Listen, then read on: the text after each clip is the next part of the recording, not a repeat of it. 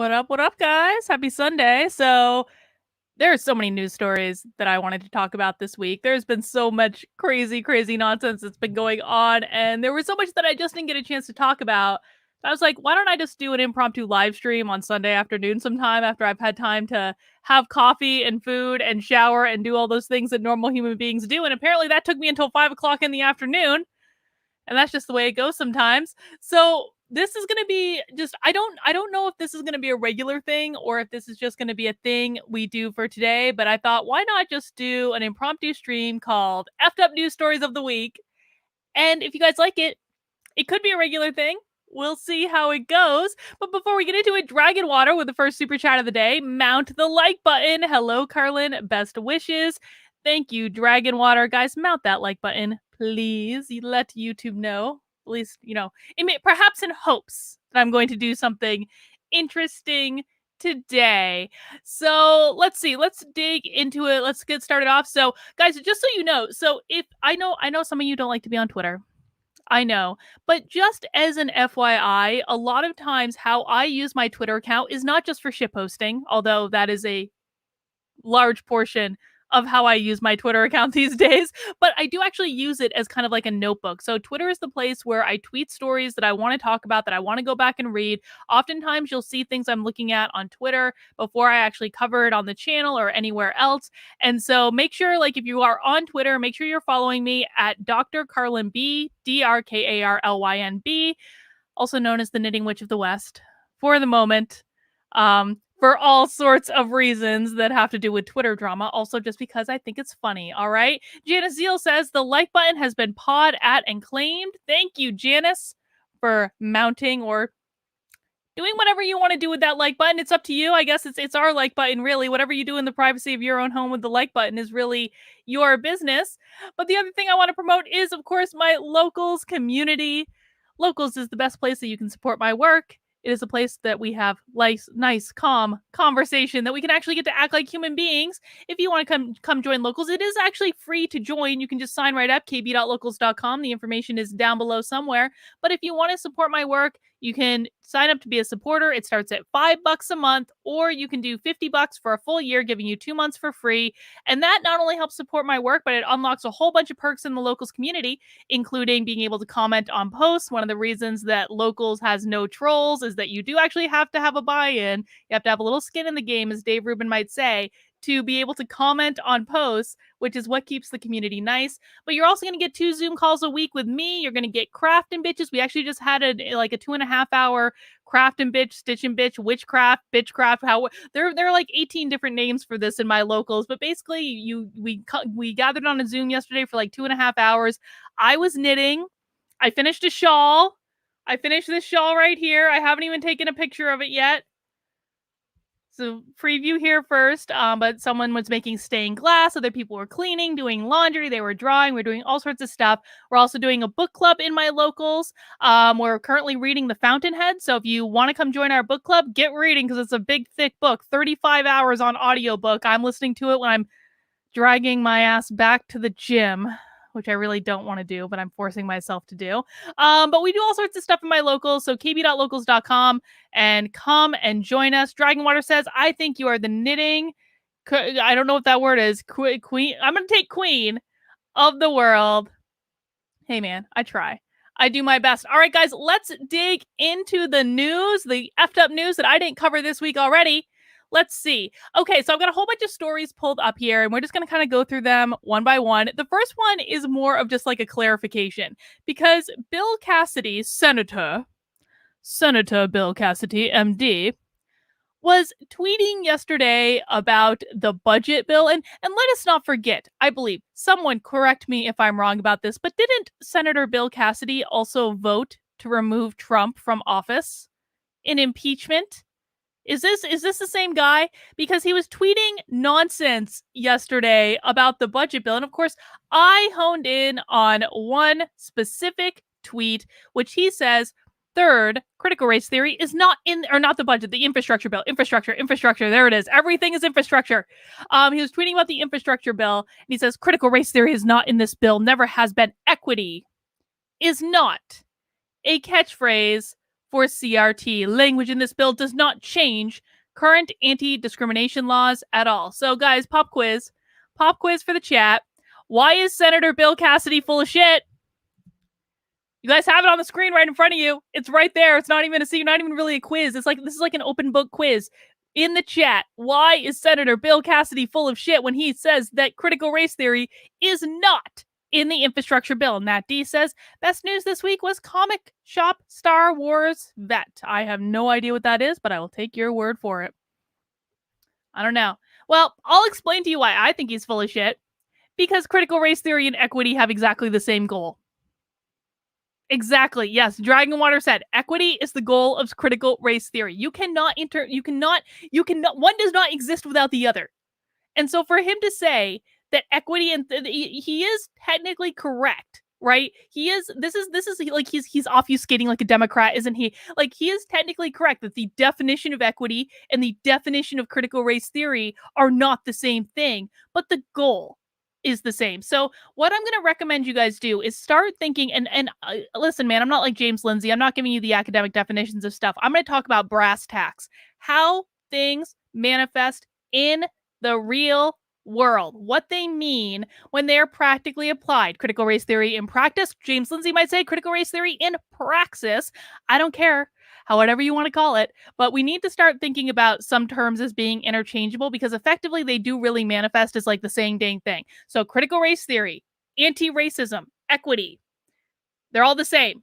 They're all too deeply intertwined with each other to have any meaningful difference insofar as how we are experiencing it. Janice Zeal says, because equity is now known as CRT code. Yeah, that's another thing right there. Equity definitely, like they like to change language. They like to play with language to make sure that you are confused. Nat D in the chat is pointing out Ben Shapiro on Bill Maher was great. I have to say, he really was. He gave a really, really, really good definition of critical race theory. I'm going to have to go back and listen to it and see if I maybe want to update or integrate his into mine because I thought what he did was really, really good. You got to give credit where credit is due. Ben Shapiro did a good job on Bill Maher of explaining what critical race theory is. Maybe someone can send that clip to Tim Pool, please. Maybe someone can make sure Tim Pool watches that clip and memorizes it or something. Dragonwater said, I would argue equity is actually the goal of feminism as well. I mean, yeah, like critical theory is involved in that as well. So listen, the goal of critical race theory or anti-racism is to reduce or eliminate disparities in outcomes based on different racial categories. Ibram X. Kendi says this, right? If any difference in the outcomes or disparities in outcomes across different racial categories is racism, right? Equity is about equality of outcomes. It's about making sure everyone has the same outcome. So, if you are reducing the amount of disparities based entirely on race, then your goal is to have equal outcomes. It is the same flipping thing. It is the same thing. So Senator Bill Cassidy does not know what he's talking about, and anyone who lives in Senator Bill Cassidy's state, I believe it's Louisiana, isn't it like Louisiana or something like that? Might be Louisiana. Yeah, Louisiana. Please send him an email and tell him that it's a saying dang thing and he needs to stop lying to his constituents because if equity is in the infrastructure bill, that means critical race theory is in the infrastructure bill. And I do also believe that if I click into this here tweet, we also have James Lindsay and Chris Rufo taking him to task. Let's see what Chris Rufo's got underlined here from said infrastructure bill. Race and gender neutral efforts alone are insufficient to address the problem. That's critical race theory. To encourage women to enter the field of trucking. I never had an interest in trucking myself, although I have to admit that it might be fun to drive a big, powerful machine. But, you never know. And then digital equity, digital inclusion. And then we've got James Lindsay piping in somewhere saying, looks like critical race theory is in fact in the bill. First image is literally their foundational beliefs. Race consciousness is necessary? Really? So Bill Cassidy is full of it. He is not correct. He is lying to his constituents. And they should probably let them know that. All right, Andrea says there is a bunch of authoritarian BS in the infrastructure bill. Not much about infrastructure in an infrastructure bill. Go figure. Well, I thought everything was about infrastructure. I thought everything was infrastructure. Kieran says we're all mother truckers here. If only that were true.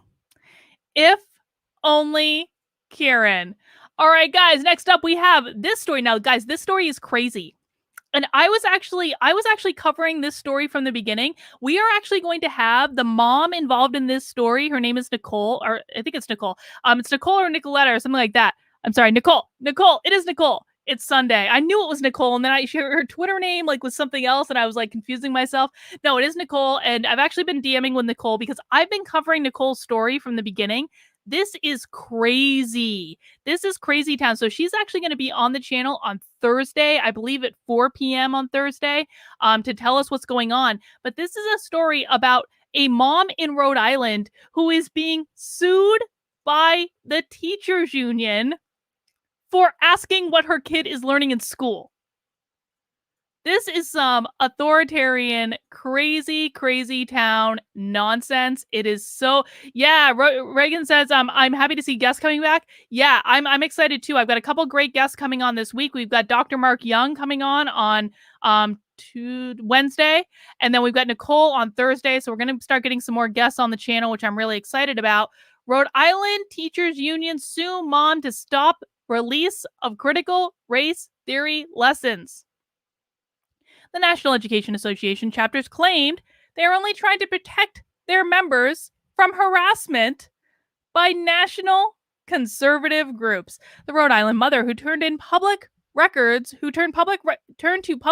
law to learn what the school district was teaching her daughter is now a defendant in a lawsuit by the state and locals Teachers Union. The Rhode Island and South Kingston chapter of the National Education Association sued Nicole Solis and the school district this week to stop the latter from releasing records sought by Solis, including curriculum and policies related to critical race theory, anti-racism, gender theory, and children's sexuality. This story is crazy. So I actually did a video on this story when it first started. Nicole had issued a whole bunch of public records requests to her kid's school to try to get this curriculum. And in response to that, the school board actually had a meeting to decide whether or not to sue her. And what they ended up doing, and I watched this happen live, the school board actually ended up voting to go into mediation with this mother because she requested the curriculum, and it's just been escalating. This case has just been escalating and escalating and escalating and escalating and escalating.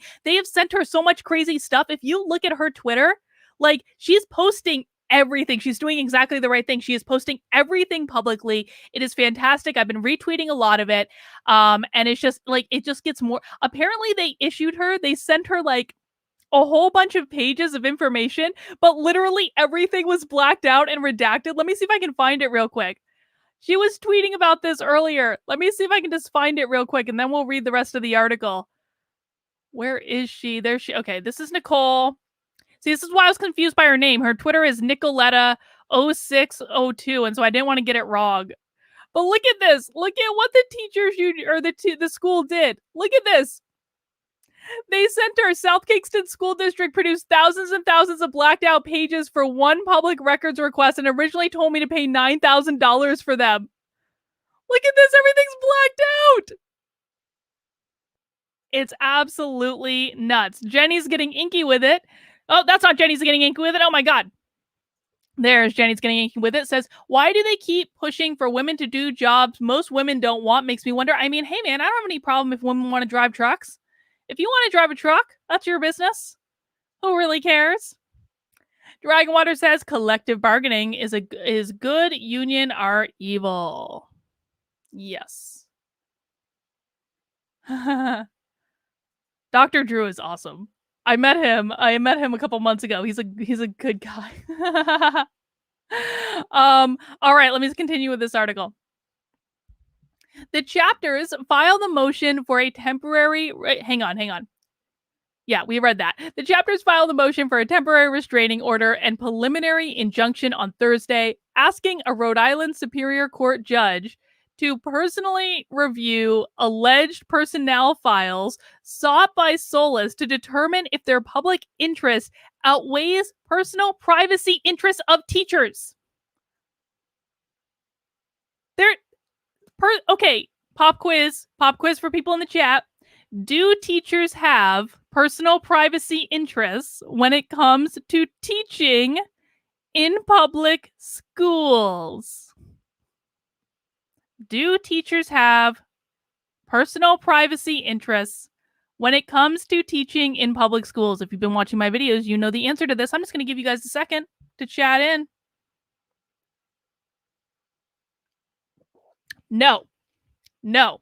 The Supreme Court has already ruled on this. The greatest trick that the teachers' unions ever played was convincing people that teachers in public schools are not government employees. Teachers in public schools are employees of the state, and therefore, when they are acting in their role as public school teachers, they do not have constitutional protections in the same way that they do when they are acting as private citizens. So it is a completely different thing to say a teacher has privacy in their own home and a teacher has privacy when they are teaching students who are compelled to be in government funded schools paid for by the state, paid for by our tax dollars, and compelled to be there. They don't have the same protections in those roles. So no, this is bullshit. And this has already been ruled on by the Supreme Court. This is not like a mystery.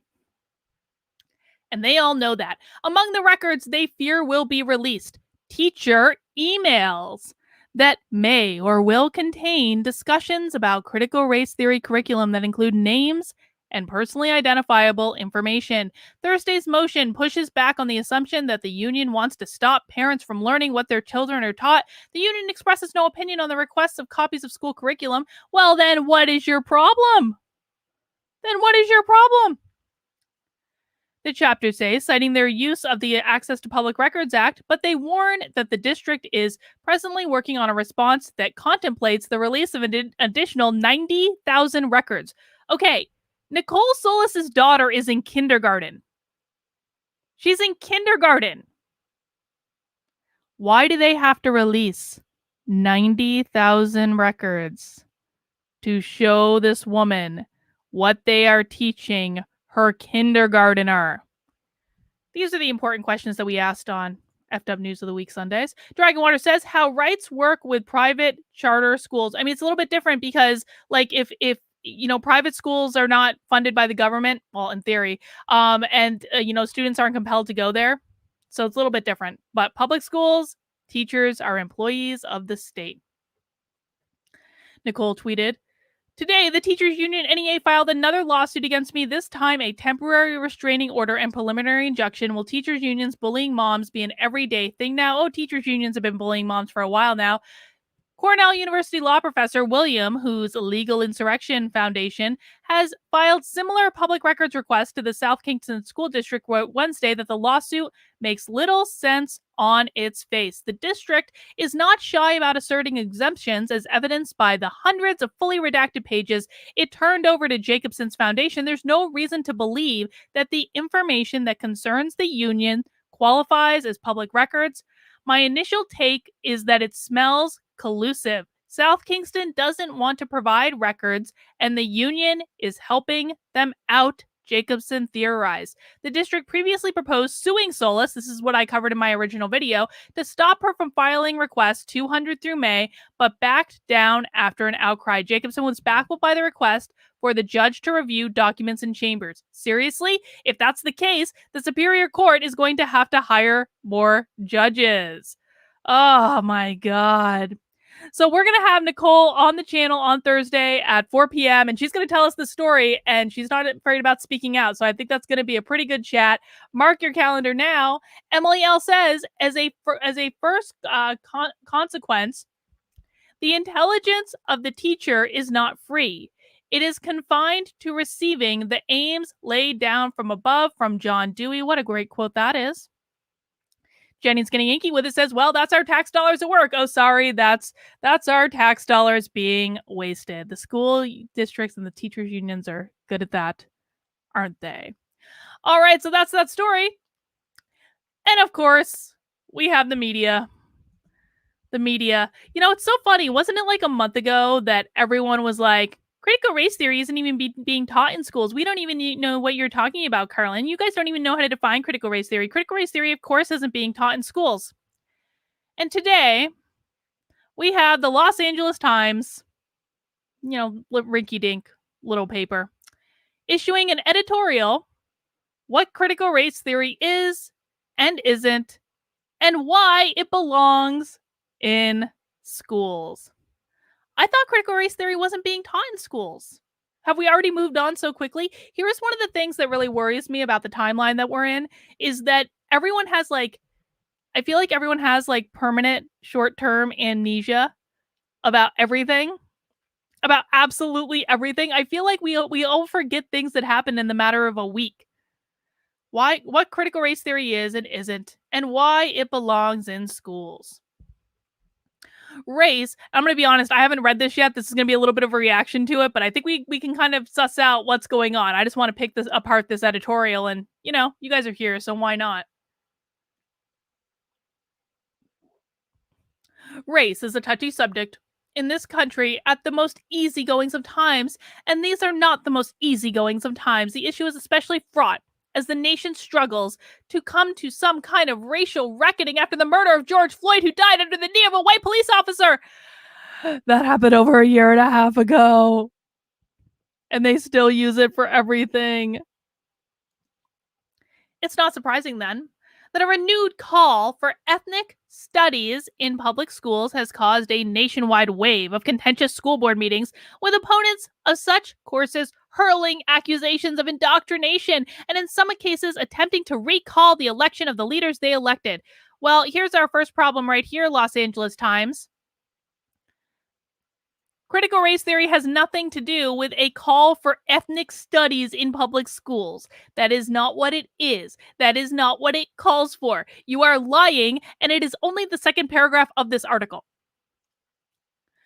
The verbal cudgel that opponents wield most often against ethnic studies is that it's a version of critical race. No one says that. Literally, no one is saying that ethnic studies is a version of critical race theory. That is not happening. I want receipts.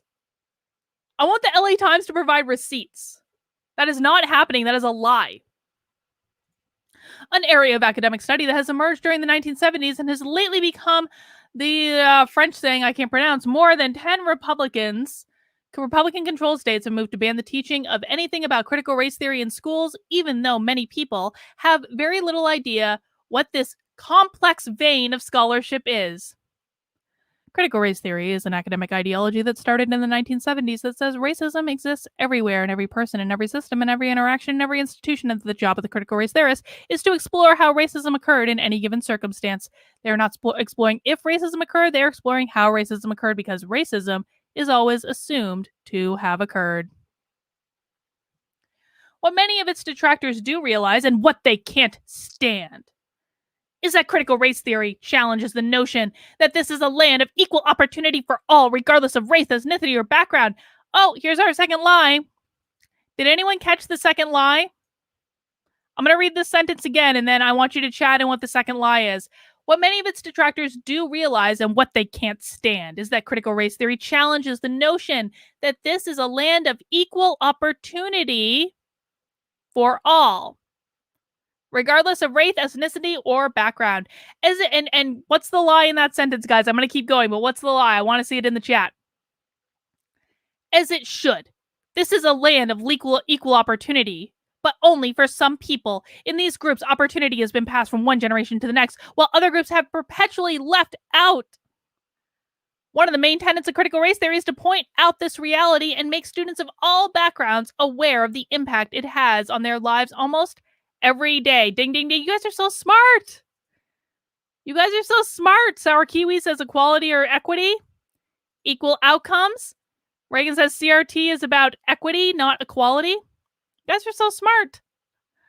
Yeah, that's exactly right. So critical race theory is not about equality of opportunity. It's about equality of outcome. And we always have to keep that in mind. Now, I think we can all acknowledge on some level that, we are not perfect when it comes to giving everyone of every different types, skin color, gender, what have you, equal access to opportunity. There's still work to do there, but I think everyone can acknowledge that the goal of the American experiment is to give everyone equal access to opportunity. Then what they do with that opportunity is entirely up to them. Do they show up? Do they work hard?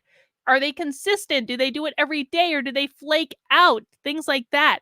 We want everyone to have equal access to opportunity. And we can all acknowledge, I think, that there's still work to do in that regard. However, critical race theory doesn't want that. Critical race theory wants equality of outcome or equity, and that's a little bit Marxist. That's a little bit Marxist. Someone needs to write a song called That's a Little Bit Marxist. I think someone should do that. It's disturbing enough when parents rise up against their children learning uncomfortable realities. It's deeply problematic for legislators to turn this into a political opportunity by putting a chokehold on the truth. But it's particularly troubling when a board of education assembles a panel to educate itself and the public about ethnic studies. What is it with the ethnic studies? And stacks it with people who detest critical race theory. That's what happened in July at a forum hosted by the Orange County Board of Education, where panelists at times misrepresented critical race theory and made statements about the current state of racism in America that were out of touch and sometimes downright false. That's exactly the tone that I envisioned the Los Angeles Times editorial board having when they wrote that particular sentence.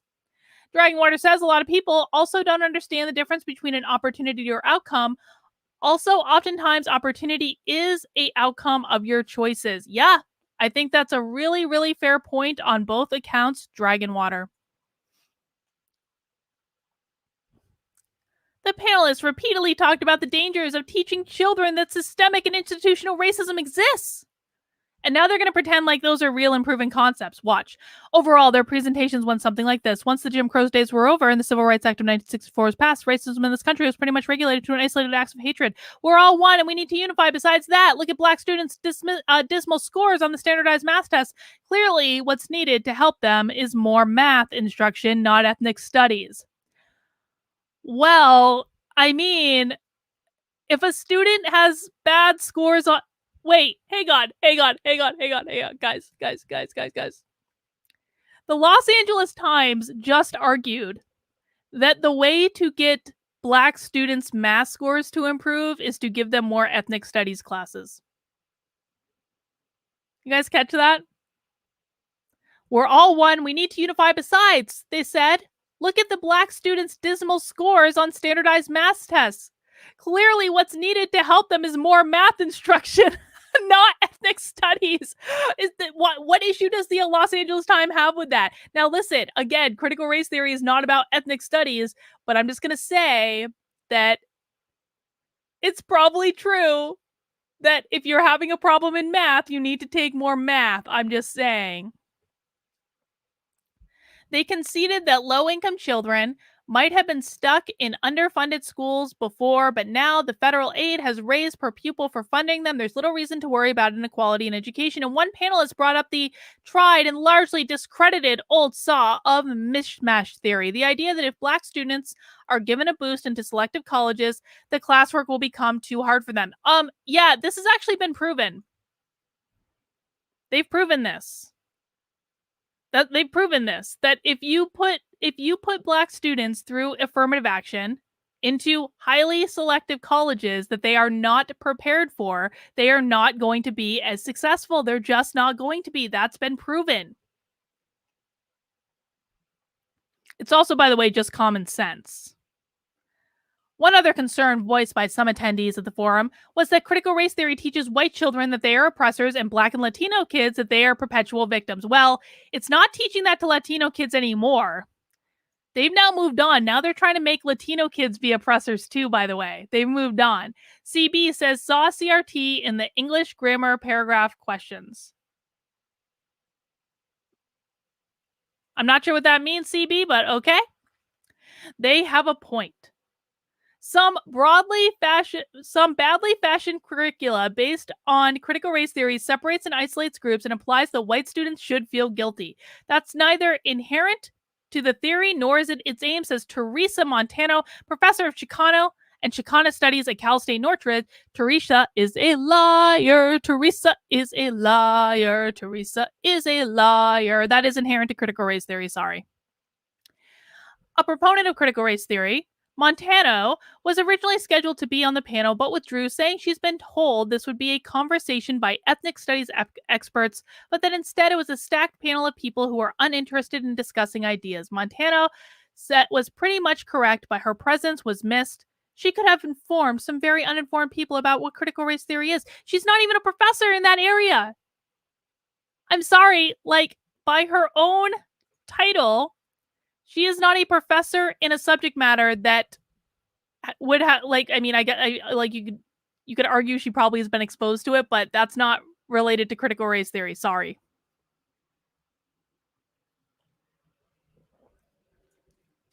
The one frequently repeated statement that made sense during the forum is that students needed to learn facts rather than being indoctrinated into taking one side or another. True as that is in principle, is the Los Angeles Times about to argue for the indoctrination of students? I think they are.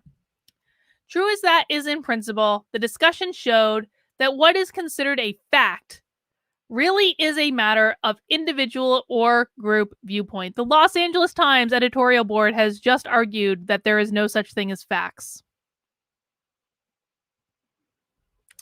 Journalism.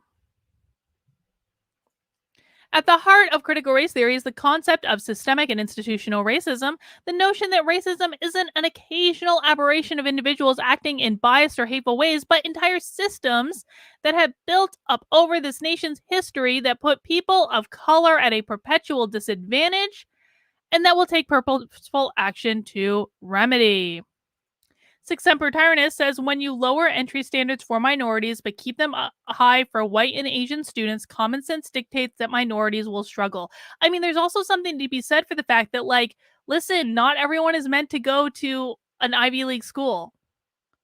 I'm sorry, like, not everyone's meant to go to an Ivy League school. Like, I went to a really, like, mediocre high school, right? And I ended up at Boston University, and I was so blessed to get into Boston University. But to be quite frank, like, Boston University is obviously not Ivy League, but it's a pretty dang good school. Like, I really struggled. My first couple years at BU, I really struggled. I was not prepared for that college. I really wasn't. Now it worked out okay, and by the end of my time there, I was making like dean's lists and stuff. But I really struggled at first because my preparation in high school was completely out of whack for what I encountered in college. And I went, like, everyone was white.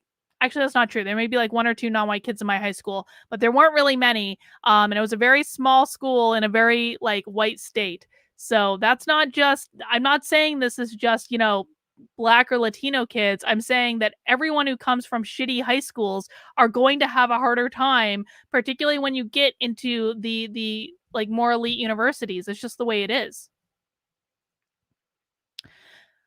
Just look at the situation in our schools. Research shows that black male students incur harsher discipline at schools than white ones for the same infractions. Low-income children live with daunting obstacles to academic achievement, including daily food insecurity for 1 in 6 children, according to the Children's Defense Fund. Have you tried feeding a family on the amount of food assistance programs provide? And historically underfunded schools staffed by teachers who assume students will not succeed. Well, all of those things to me seem to be the problems that adults should fix.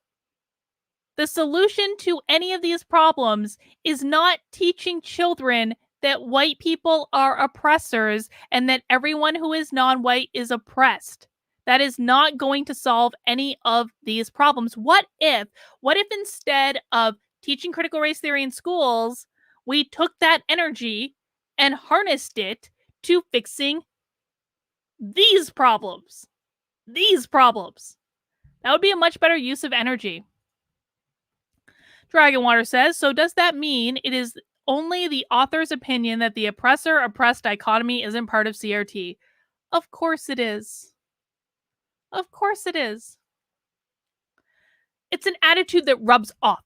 And it doesn't magically get waved away by correcting funding formulas now. Oh, I'm sorry. This isn't about correcting funding formulas now. It's about teaching children when their brains are still developing that they are either oppressors or oppressed. Got it. In other words, it's a lot more to it than spending more money on math instruction. These schools help perpetuate systems that held some students back while launching others to success. Just working harder isn't going to cut it. The very fact that panelists, as well as politicians, journalists, and education experts, reflexively use the phrase low income Black and Latino students is telling. Hang on a second. You're telling me you got a panel of critical race theorists and you're surprised that they're using terminology that says low income Black and Latino students? Why are we assuming that all low income people are Black and Latino? Sounds a little bit racist to me. Let's see. Okay, we're almost done. The term almost goes together in metropolitan areas because of a long history of frameworks that put those groups at a disadvantage. White people get some professional jobs that lift up their income, then helps their Wow. Check this out. Los Angeles Times editorial board. White people get professional jobs that lift their incomes, then help their friends get hired at the same places. Friends who are usually white. That's not intentional hateful racism, but it is a system that acts in racist ways day after day across the country. Why are we assuming that white people only have white friends? Is that because that's what Robin DiAngelo told the Los Angeles Times in White Fragility? Robin DiAngelo writes about this in White Fragility. Says that white people are not capable of having deep and meaningful friendships with Black people. She literally, that's not an exact quote, but that's not far off from what she wrote. It's pretty dang close. White people are not, this is Robin DiAngelo, white people are not capable of having deep and meaningful friendships with Black people. That comes from Robin DiAngelo right there. Yes, it is important to acknowledge that critical race theory confuses parents and the public and many educators because, okay, so if critical race theory is confusing educators, then why do we want those same educators teaching it? If it confuses educators, then why do we want those same educators teaching it? I don't understand.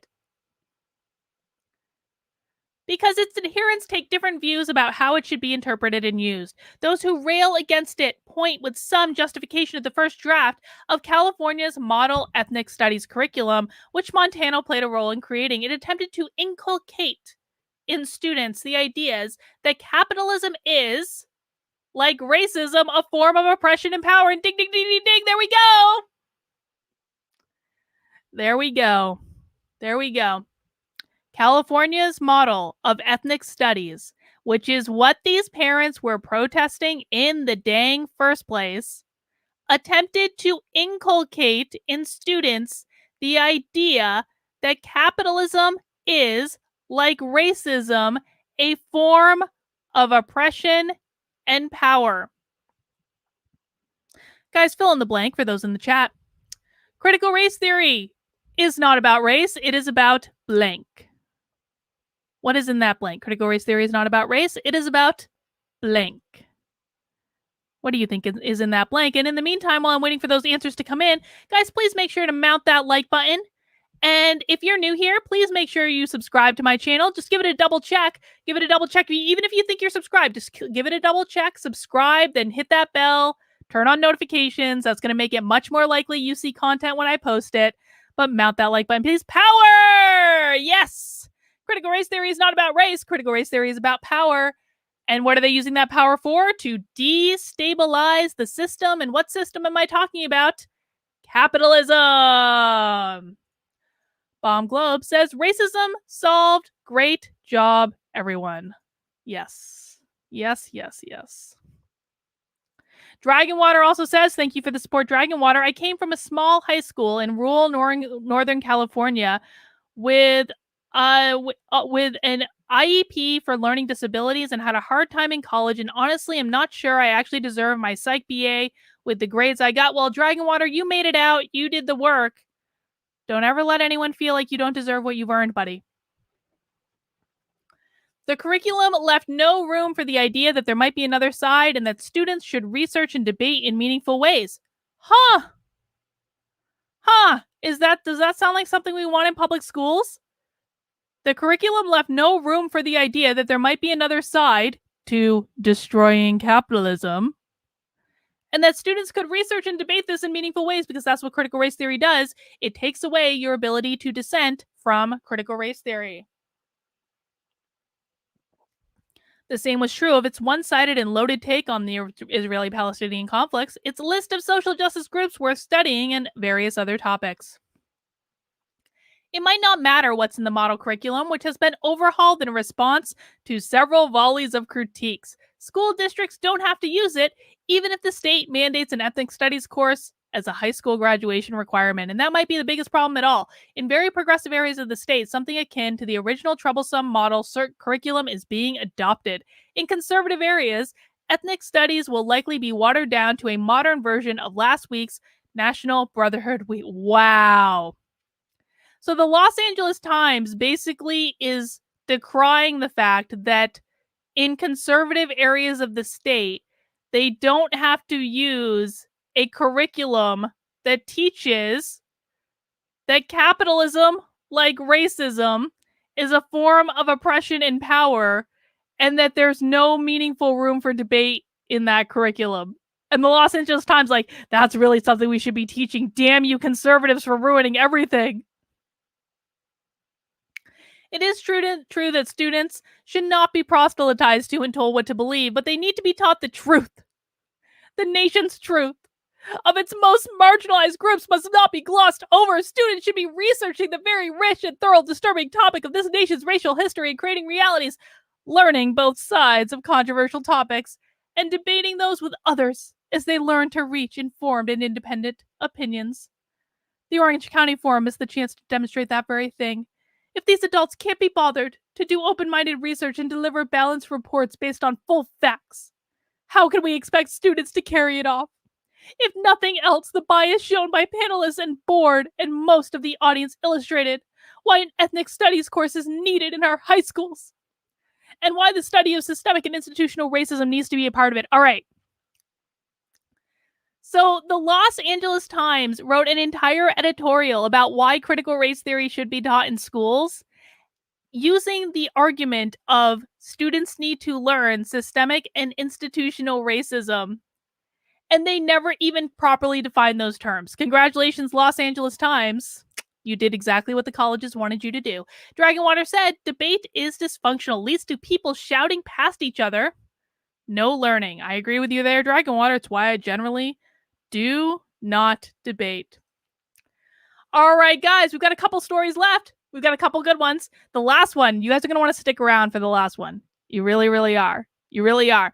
But in the meantime, so we just talked about critical race theory, right?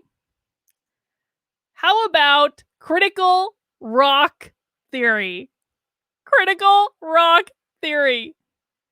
The University of Wisconsin at Madison removes 2 billion-year-old rock because of racism. I'm just going to give you a second with that one.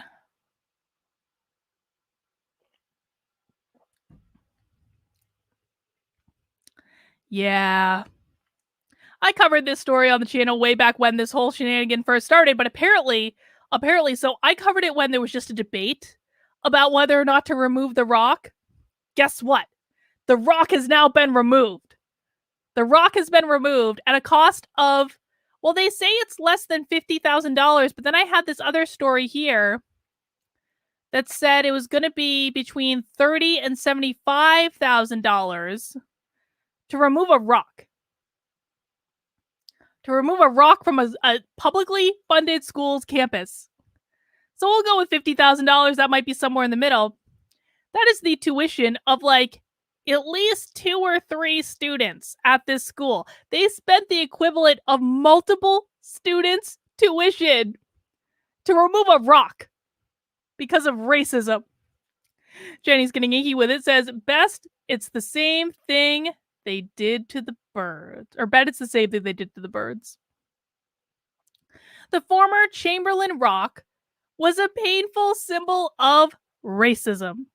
So the University of Wisconsin-Madison removed it from its property. The rock has sat on the Observatory Hill since 1925, where it was referenced by a derogatory name that was commonly used to refer to any large, dark rock.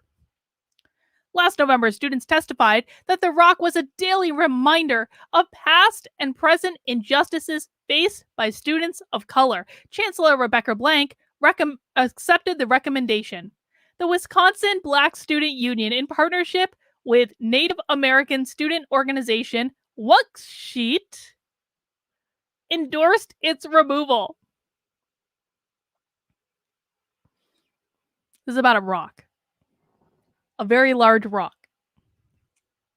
It took courage and commitment for the Wisconsin Black Student Union to bring this issue forward to influence change alongside UW's Wuxsheet student leaders, said Vice Chancellor for Student Affairs Lori.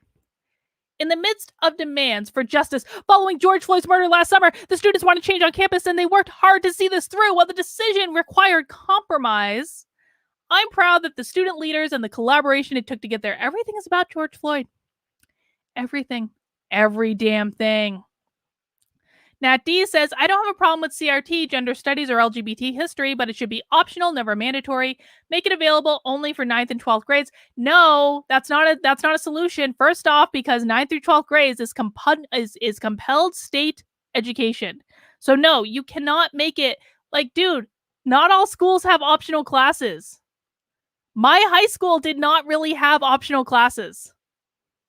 There was no such thing. There weren't enough teachers. They didn't have the resources to do it. Like, make it like, if they want to study it in college where they are paying to go and no one's compelling them to go and my money doesn't have to go funding it as it would at public universities like this one that just spent $50,000 to remove a rock, I would actually have no issue with it. But you can't put this stuff in high schools. They don't have not all schools have the resources to set up a whole bunch of electives. It just doesn't work like that.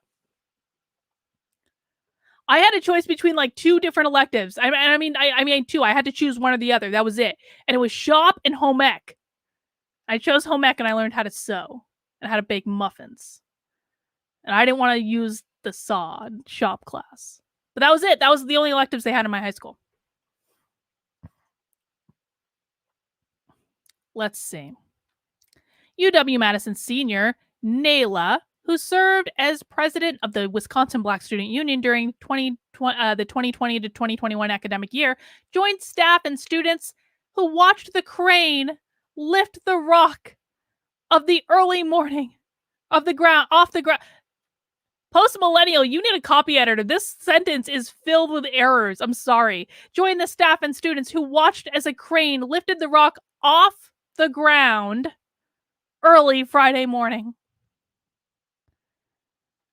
It was very meaningful to me it was very meaningful for me to be there, to see the process all the way to the end, McWhorter said. It was about a year ago that we released our demands to remove a rock and met with the chancellor and explained to her why those demands meant so much to us. It was a powerful moment today to see this demand come full circle. McWhorter hopes this inspires other students to stand in solidarity and advocate for change on campus.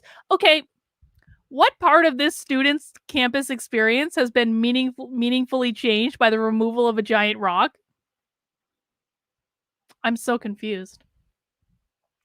I see this as offering the next generation of students something to build off of. We got this project going, and now the next round of students can continue to work on the demands and come up with other ideas. We hope to see this movement and this momentum carries on. Carries on to what? What other rocks on campus do they want them to remove? Are there other rocks that are problematic?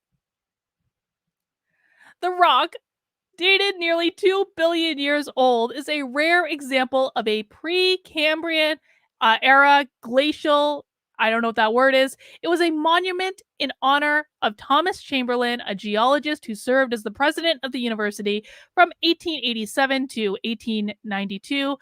I'm sure he was a white man and is therefore a racist. The plaque honoring Chamberlain was also removed from the rock, which will no longer be referred to by this name. Instead, it will be known as a glacial era. A new plaque honoring Chamberlain will be placed in Chamberlain Hall. Well, I guess the guy at least got a building named after him. I guess that's something.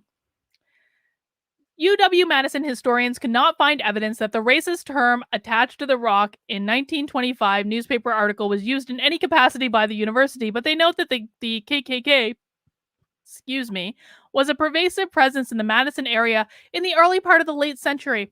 People of color were often mocked in minstrel shows at campus facilities and campus satirical periodicals. And the fact that that doesn't happen anymore is an exact sign of effing progress. Hanging from the long straps attached to the cane, the rock hovered a couple feet above the ground. The rock was then moved to university-owned land. The rock was moved to another piece of university-owned land. So really, did they really remove the rock, or did they just move it to another area on campus? They paid $50,000 to move a rock, and they didn't even take it off of university property.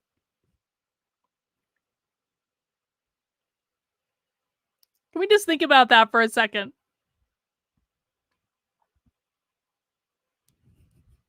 $50,000. This is a public state-funded university. $50,000 to take not okay, hang on. I've got some crystals. We're going to do a demonstration, okay? I've got some crystals. Let me see. What's the best crystal I have to mimic the rock? We could go with this one. It's a smoky quartz, so it's dark. It looks just like the rock. That might be the good crystal. Or we could maybe do this one. This one's just fun. That's an agate. Let's do the smoky quartz. So they paid $50,000. This is the rock. This is the rock right here. They paid $50,000 to move the rock from here to here. And they solved racism. Racism has been solved. The rock has been moved from here to here. Racism is solved for $50,000. My God. The cost to remove the rock is expected to be less than $50,000 and will be paid for by the Chancellor's office using private donations. Bullshit. Moving the rock to this remote site prevents further harm to our community while preserving the rock's educational and research value for current and future scholars.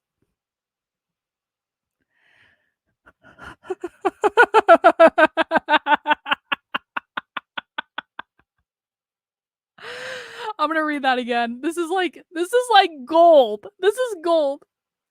Moving the rock to this remote site prevents God dang it. It's Sunday. I can't even speak today. They deported the rock. Holy shit. Yes. Nowhere. They deported the rock.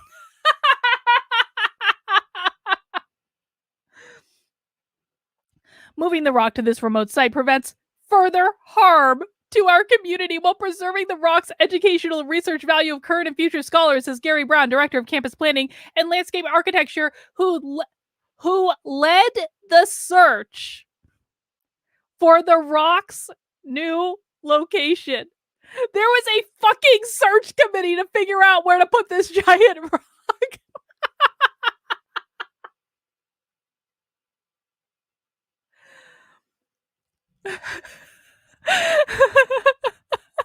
He led the search for the rock's new location. Students and the general public will no longer casually encounter the rock, but it will remain available to those specifically seeking it out for teaching and learning purposes. Wow. Jenny's getting inky with his head. Would have made more sense to use the money for a scholarship for a minority. You're not wrong. He noted the rock was immense teaching and educational value in addition to its scientific importance. UW-Madison was required under Wisconsin's burial sites provision law to gain permission from the Wisconsin Historical Society to move the rock because it sat on a burial site. This campus is going to be cursed after moving this rock. Mark my words, they've disrupted some sort of ancient Indian burial ground by removing this rock. They basically created Pet Cemetery on the University of Wisconsin-Madison campus.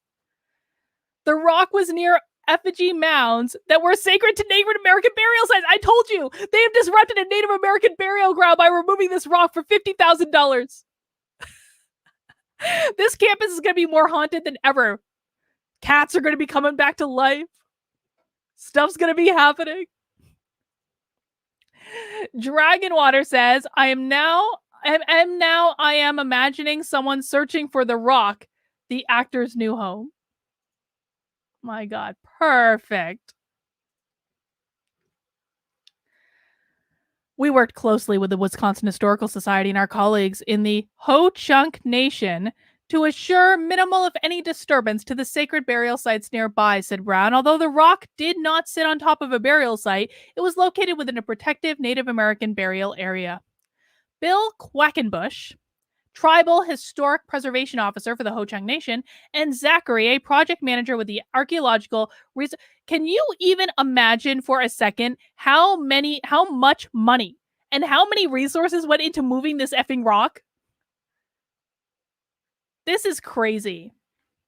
Well, we can all rest sound tonight knowing that a giant rock has been deported from one area of the college campus to another area of the college campus, and racism has been solved, and students will never have to feel oppressed because of a giant rock again. Don't you all feel just a little less racist for the reading of this story? Don't you all feel just a little less racist? I got one more story, guys, and it's a good one, but if you feel a little less racist because of the reading of this story, please mount that like button for me. If this story gave you as much joy and cleared your conscience as much as it did for me, if you are looking forward to watching Pet Cemetery come alive at the University of Wisconsin at Madison because they disturbed an ancient Indian burial site, please mount that like button. And if you aren't subscribed to my channel, if you want to, go ahead. You can subscribe, you can turn on notifications, you can do all that good stuff, because we've got one more article to read. Are you guys ready? Are you guys ready? Because this is going to be a good one. This is an article from Teen Vogue. Teen Vogue. The Democratic Socialists of America can mobilize Gen Zers like me. Can you guys tell why I saved this one for last?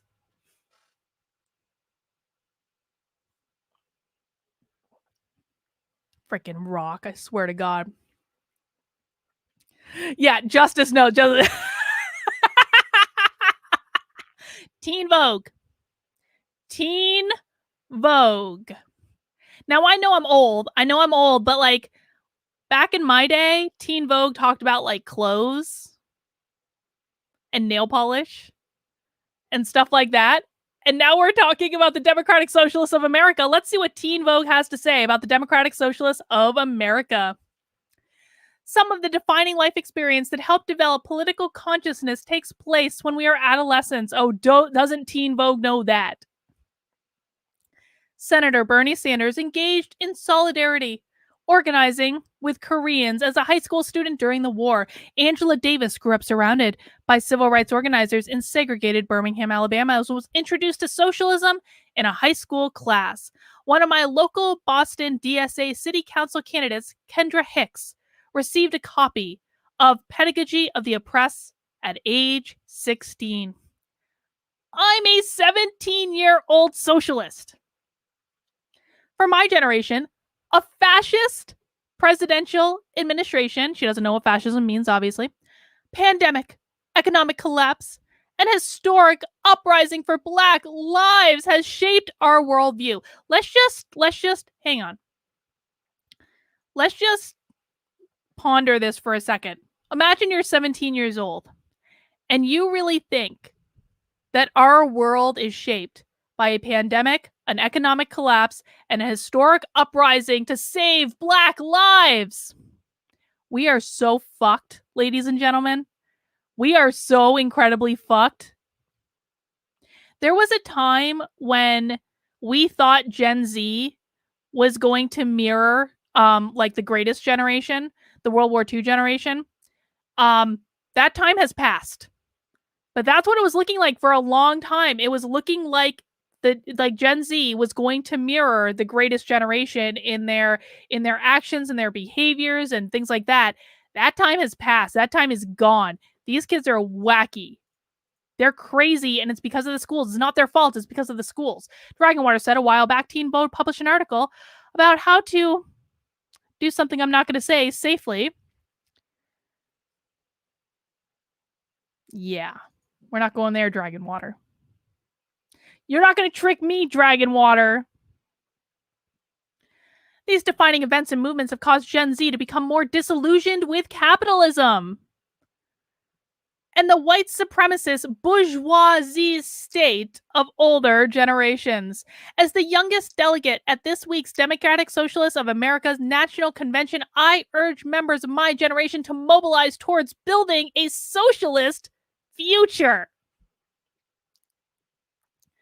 Disenchantment with capitalism and positive attitude towards socialism are strongest among younger Americans. Coincidentally enough, those Americans tend not to have ever had a job. Just saying. But Gen Z faces a unique set of conditions that makes us especially open to ideological radicalization. Polls showing that Gen Z adults ages 18 to 24 already have a more positive view of socialism than capitalism. Oh, goody. Presumably because our age group has also experienced the worst of late stage American capitalism. What is she talking about? Gen Z prefers 2019. Okay. 61% of Americans age 18 to 24 have an overall positive reaction to the word socialism, beating out capitalism at 58%. Holy shit. Wow. We are so screwed. We are so deeply screwed. The expansion of the academic industrial complex and the resulting student debt crisis has crushed our socioeconomic mobility. 48% of workers earning the federal minimum wage or below are 16 to 24 years old. Yes, that's when you're supposed to earn the minimum wage. When you're younger, that's how it works. You get your first job, you earn minimum wage. If you do good, you get a promotion. Then you earn more money and you keep working your way up the ladder until you earn more and more money. That is how it is supposed to work. When you are younger, you earn the minimum wage. It is not designed to be a wage you stay at forever. That is not the goal.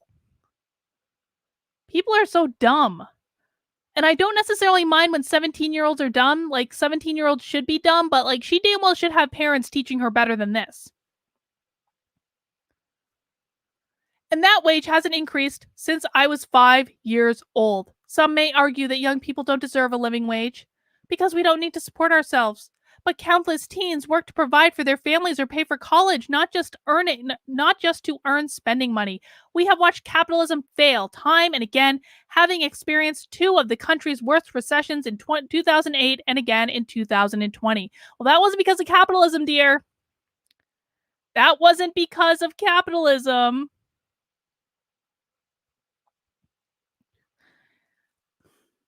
In 2020, youth employment remained elevated far above the rate for the general population because young workers are concentrated in high impact industries such as retail, hospitality, and the precarious gig economy. Analysis by the Brookings Institution found that 16 to 29-year-olds make up under a quarter of the whole labor force, yet accounted for about a third of the rise in unemployment rate between February and April 2020. If you are like me, you didn't even qualify for pandemic unemployment assistance under the federal government. Well, you're 17. You're 17. You live at home. No, you do not qualify for unemployment. That's how it works.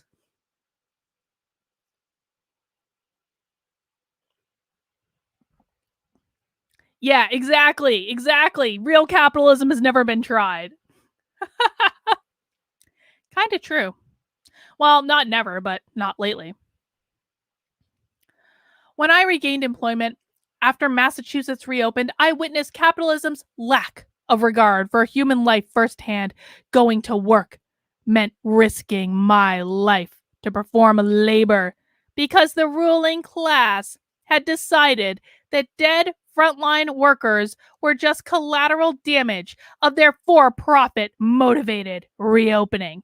Well, did anyone force her to go get a job? Did anyone force her to go get a job? Oh, Kieran, link her Twitter. I want to see it.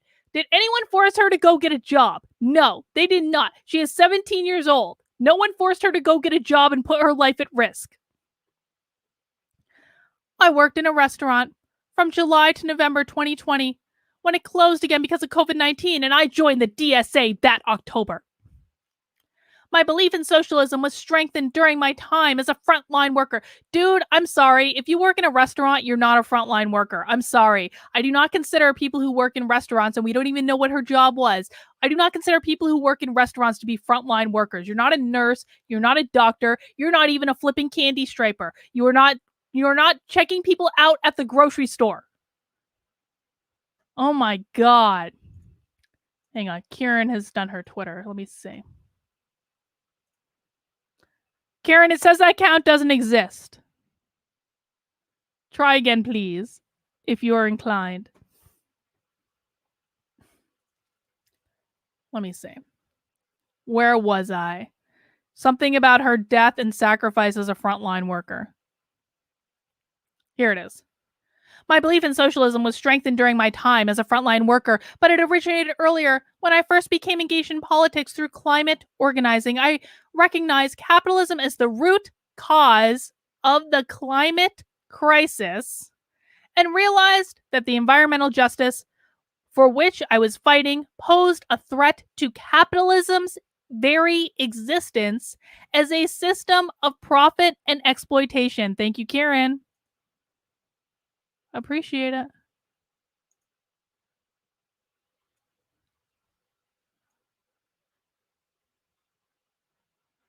Oh, God. Oh, she's very white, isn't she? Holy shit, is she white? Hang on.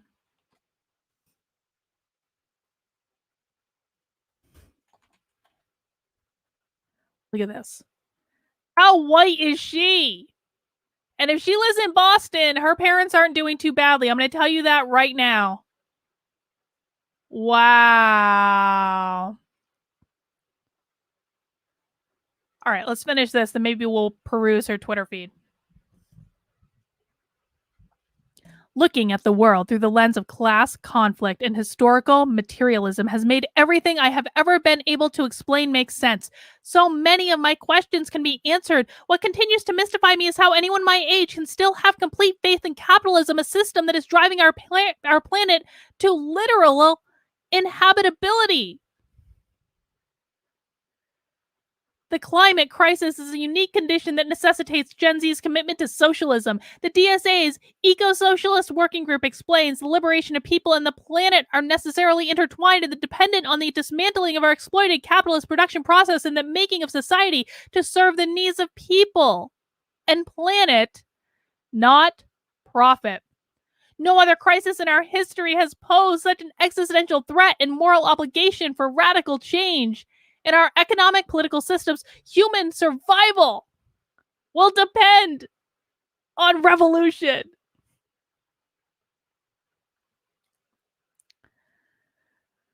Oh my God. We are so screwed. We are so screwed.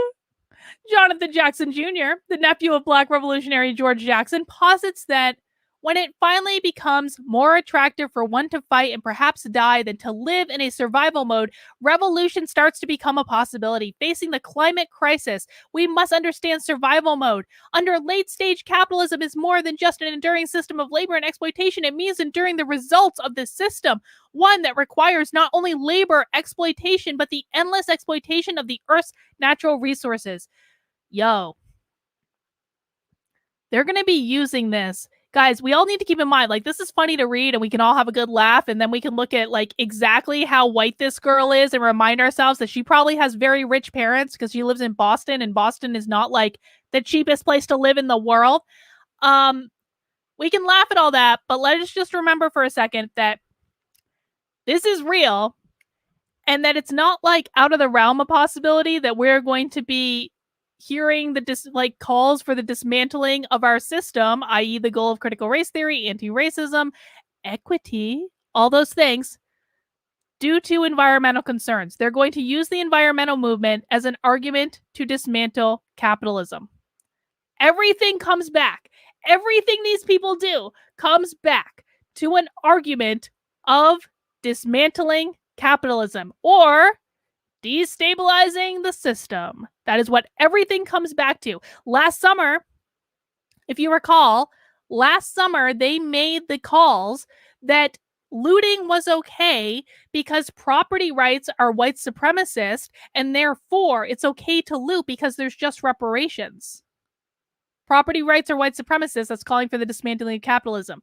The evil corporate overlords just want to make a profit, and they're willing to kill off our planet, our only place to live. Our very survival is on the line. We must dismantle capitalism. It's our only chance of survival. It's the same thing. It's the same thing. Jonathan Jackson, the nephew of Black revolutionary George Jackson, posits. Oh, we already read this. Hang on. We're going to read it again. When it finally becomes more attractive for one to fight and perhaps die than to live in a survival mode, revolution starts to become a possibility. Facing the climate crisis, we must understand survival mode under late-stage capitalism is more late-stage capitalism. Why are they calling it late-stage?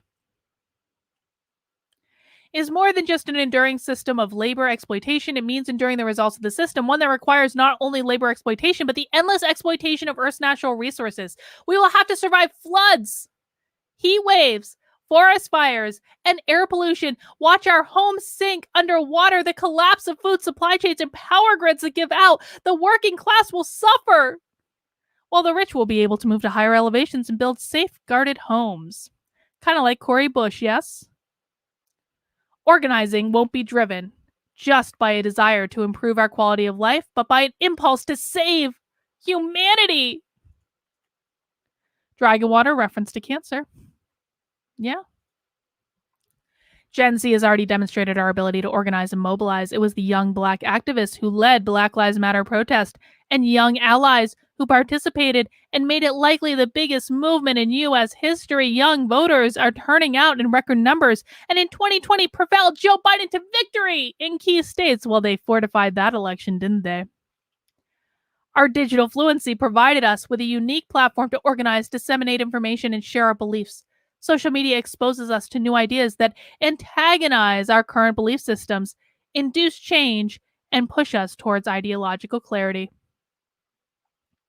Thanks to the work of young BIPOC organizers, we also understand that the struggles to end white supremacy and capitalism are intertwined. The Black Lives Matter movement, focusing on dismantling racial capitalism, demonstrates the political relevance of this framework. A 2020 Morning Consult poll found that 68% of Gen Z said the Black Lives Matter movement has had a major impact on their worldview. We are so fucked. And the vast majority of Gen Z took at least one action for racial justice during the height of the protests, centering Black liberation in our movement for socialism is a moral imperative that will also allow us to engage young people who are politically radicalized by Black Lives Matter and counter the neoliberal co-occupation of racial justice organizing. Can we just remind ourselves of how white this person is?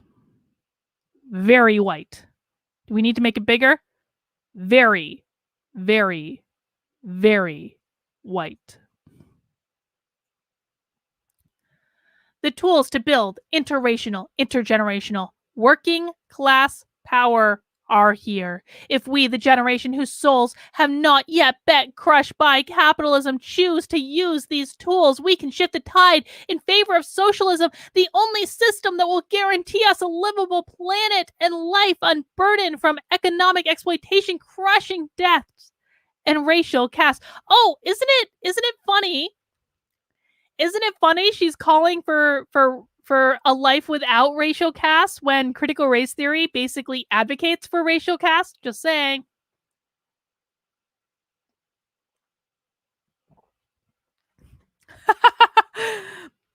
Slice Babcock said she's absolutely right. Global climate warning change will make the earth unlivable by 2012. As a DSA member, I have engaged in electoral work, direct action, housing justice advocacy, and solidarity organizing with labor movement, Palestine, and abolitionist groups. My comrades of all ages have mentored and empowered me to run to be a Boston delegate to the National Convention this year, and I am excited to be a voting delegate, but I wish it were more teenagers besides me. Not because we will magically transform the DSA as an organization, but because our voices matter in the socialist movement, and there are unlimited possibilities to engage us. Sadly, she's only a 17-year-old white girl, Karen. She doesn't know she's a useful idiot yet. But she's blonde. She's blonde. She'll be just fine. From the moment we started school, members of Gen Z have been told that we would be the ones to save humanity. Okay, dude, like every generation is told that they will be the ones to save humanity. My generation was told we would be the ones to save humanity. Go recycle. Save humanity. Recycling is probably a good idea, by the way. I have no problem with recycling at all. I'm just saying that I was definitely told to recycle because we were the ones that were going to save humanity. Six Semper Tyrannis. Oh, look, new Greta Thunberg, not an original thought. I heard these same talking points from DSA. This girl is nothing more than a useful pawn.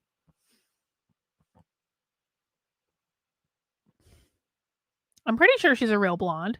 She looks like a real blonde. Look at this, like, dead inside. Dead eyes. They all have dead eyes. But yeah, she looks like she's a real blonde. I think.